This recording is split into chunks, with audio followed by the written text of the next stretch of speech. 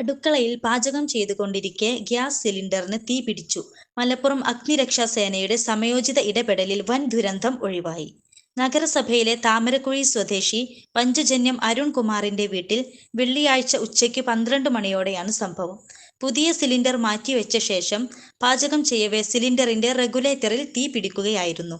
വീട്ടുകാർ തീ അണക്കാൻ നോക്കിയെങ്കിലും സമീപത്തെ സാധനങ്ങളിലേക്കും തീ പടർന്നതിനാൽ പരിഭ്രാന്തരായി പുറത്തേക്ക് ഓടിമാറി മലപ്പുറം അഗ്നിരക്ഷാസേനയെ വിളിക്കുകയായിരുന്നു.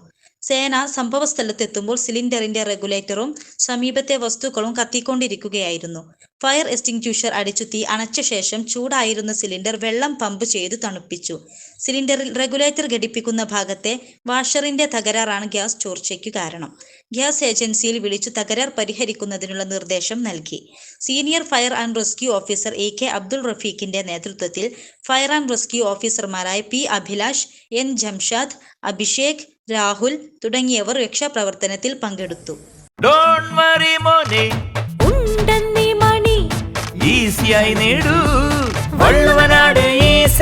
ആവശ്യം ഏതുമാകട്ടെ, പണം ഞങ്ങൾ തരും. സിലിണ്ടർ ലീക്ക് ആദ്യം ലീക്ക് തന്നെ ആയിരിക്കും. അതാവും അങ്ങനെ കയറി പിടിച്ചത്. ഇവിടെയാണ് ലീക്ക്. ഇവിടെ സിലിണ്ടർ ലീക്ക് ആദ്യം ലീക്ക് തന്നെ ആയിരിക്കും. അതാവും അങ്ങനെ കയറി പിടിച്ചത്. ഇവിടെയാണ് ലീക്ക്. ഇവിടെ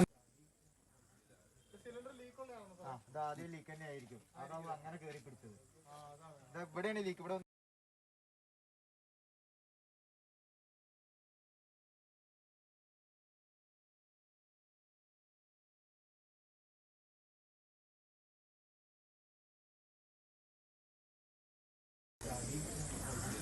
സിലിണ്ടർ ലീക്ക് ആദ്യം ലീക്ക് തന്നെ ആയിരിക്കും.